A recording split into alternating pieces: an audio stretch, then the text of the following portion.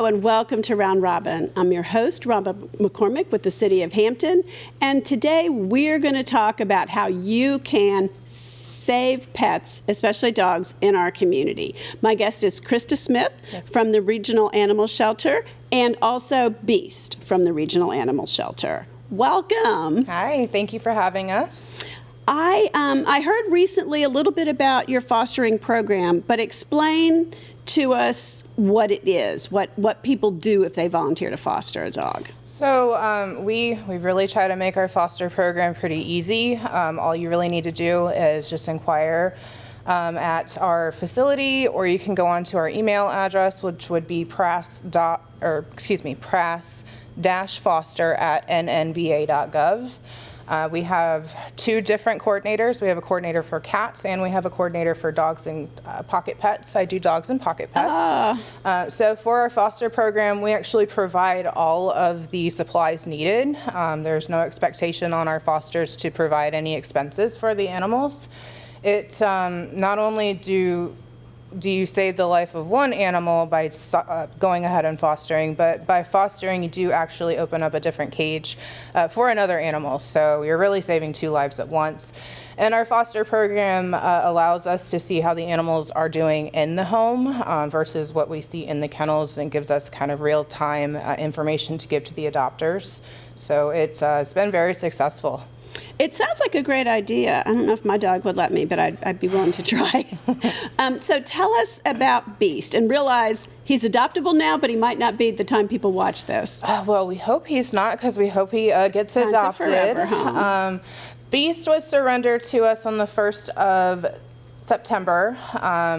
Unfortunately, his owner was unable to care for him any longer. Economy is, unfortunately, it's a lot hard for a lot of people to care for these guys any longer. But he's a good boy. He's a little anxious. He would actually be a very, very good candidate for our foster program. He is on our foster board. But he's a good boy. He's crate trained. He's housebroken. He's good with children. He's good with other animals. He just needs a little bit of confidence building. Well, so he has obviously been in foster, because you don't keep dogs for that long. I mean, if you need the crate for another dog, and you all have to accept strays and hold potentially vicious dogs for court. I mean, there's a lot going on at that animal shelter. Yeah. So this really, really does give him a chance. Absolutely. Allow you to hold more. So has he been fostered? He's not been fostered yet. We usually, somebody out there better do that. We hope so. But he is available on the adoption floor for viewing. But again, he is on our foster board. It is hard. What does foster board mean? So it sounds like a board of directors. He's directing. So when you sign up as a foster, you get access to what we call a Trello board, which has a list of the animals that we have available for fostering. We also do expeditions, which is where citizens can actually come in and take one of our pets out for about 4 hours or so, or longer. Just gives them a little bit of time to decompress from the shelter. So if you can't actually foster an animal in your home, but you'd still like to help and take some animals out on just an adventure, expeditions is another way that you can help. Oh, that's really cool. I did not know that. Yeah. So you could just take them, go somewhere, Fort Monroe Boardwalk, walk them along the beach, play with them a little bit, Absolutely. Or take them home. Yeah, we have a lot of people go to the beach, to the park. Some people do take them home, and the dogs just crash on the couch for a little bit.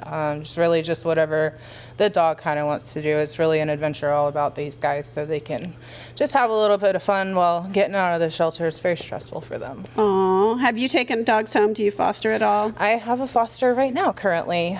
She's been foster with me for about 3 months. So some of our fosters are a little harder to get adopted. She's a special case. But that's why we also do fostering, because some dogs are a little harder to get adopted because they require special care. So it's another good thing about the foster program. And if he's, scared or anxious, he's not going to come across as super friendly to a potential adopter. He has a pretty good cage presence. He actually seems pretty confident when he's in the kennel, which is pretty common because that's their safe space at that point. But yeah, he's just a little nervous. He's always been really nice with everybody, though. Yeah, but the more he's fostered, the more comfortable he's going to be. I mean, if he particularly has had more than one owner, has been through so much change, he deserves a chance to feel safe. Absolutely.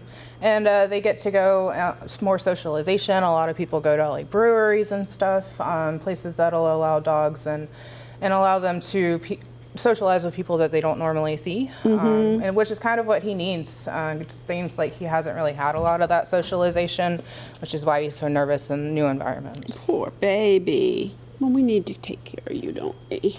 So I'm going to ask you, because I don't know if I'll have anybody coming in to talk about cats, but you do have a program for cats and for kittens, right? Absolutely, yes. Kitten season doesn't seem to have an end this year, so absolutely there's a giant need for fosters for cats, adults, and definitely kittens of all ages.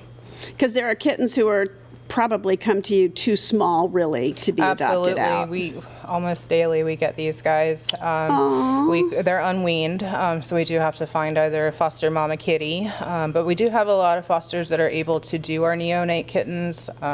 Okay, neonate, that means bottle feed, really, the babies. Yep. Okay. A lot of work on those fosters is just like caring for our human baby. They have to be fed every 3 or 4 hours. They have to be kept warm.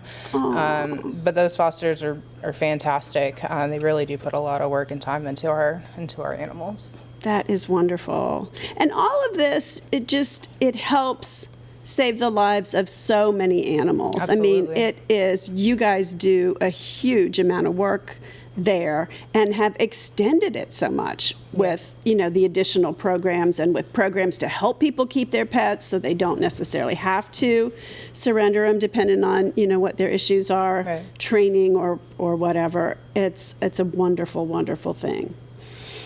Okay, so make your pitch. Look into the camera or maybe it's that camera, and tell us why people should do this. We really need fosters just to, again, save the lives of these guys. We have some really, really good animals, dogs, cats, kittens, pocket pets, rabbits, guinea pigs, anything you really want to take into your home. We need this space, and when you take an animal into your home, you do open up a space in the shelter, and you help the animal that you're fostering by socialization, just by decompression time, having them in your home. Obviously, being in an animal shelter is very, very stressful. So anytime that you can help, even just taking an animal into your home for a couple of days. Again, we provide all of the supplies, so you don't have to pay for anything, and it's super easy to apply for. So if you want to foster, we're definitely open to it, and we can get you signed up today. And so fostering really means fostering. Like, I know some people's fear is that if I bring a dog into my home, I'm never letting it go. And so obviously I could adopt, but you don't make that commitment, and it's not the expectation. It's just on you how hard that is and how well the animal fits in. Absolutely.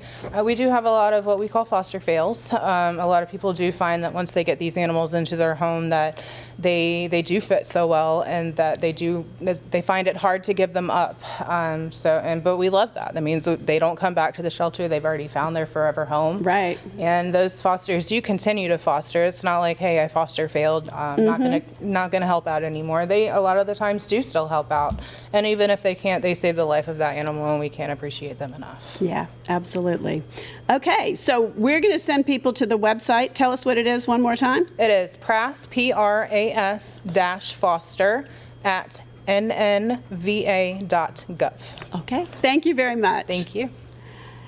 And thank you for watching. When you look at the face of this sweet puppy, you just have to take one home, right? You just have to take one home. Could be temporary, could be short term, but do remember there are many, many adoptable animals at the Regional Animal Shelter, and that you can help out and save a pet's life, work with the pet a little bit, make it more adoptable. It is pretty easy, and it doesn't cost you anything. Thanks for watching.